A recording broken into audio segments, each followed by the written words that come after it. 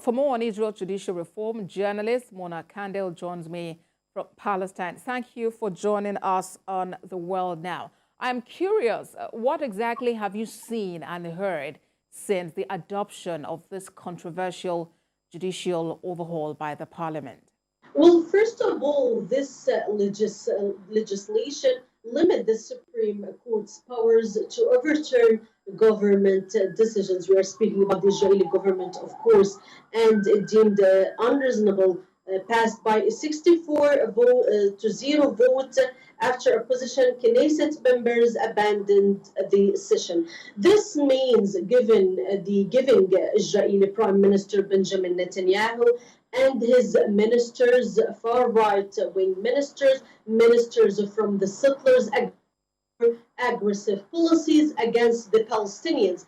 It will, of course, have negative implications for Palestinians.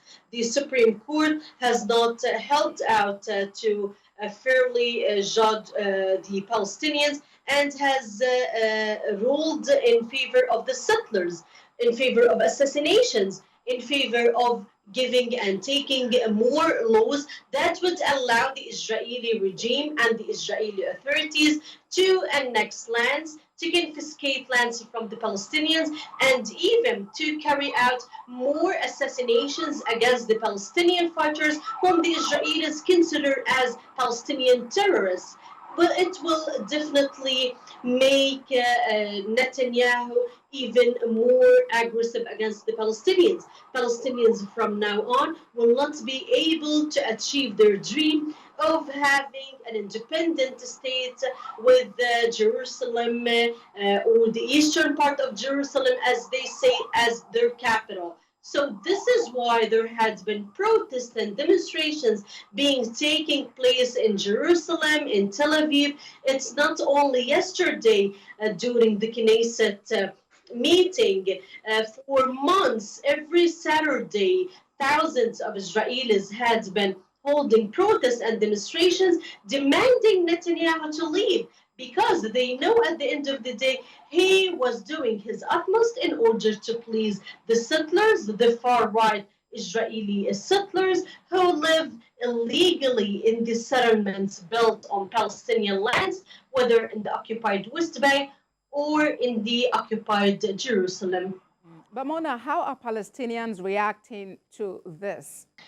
Of course, we are speaking about, they claim that this legislation would be in favor of the Israelis. And this is exactly, it would be in favor of the Israelis, the Jewish Israelis, and not the Palestinians, the Arab Palestinians who are living in their lands that were occupied in 1948. Palestinians know very well that from now on, Netanyahu and even all the Israeli previous cabinets were doing only things that will be in favor of the Israelis themselves and not the Palestinians. Israel doesn't agree or believe that Palestinians are the real owners of the land. They don't care whether to give Palestinians their rights or not.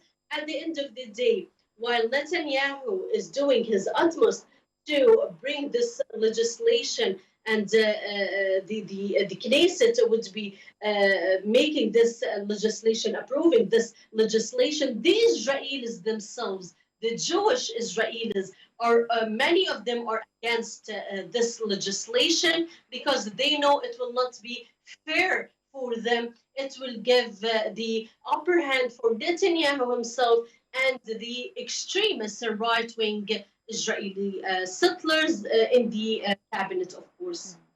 Well, the conversation will definitely continue. We'll be monitoring what is going on, how all of this is resolved. Mona Kandil is a journalist and joined us from Palestine. Thank you for talking to us on The World Now.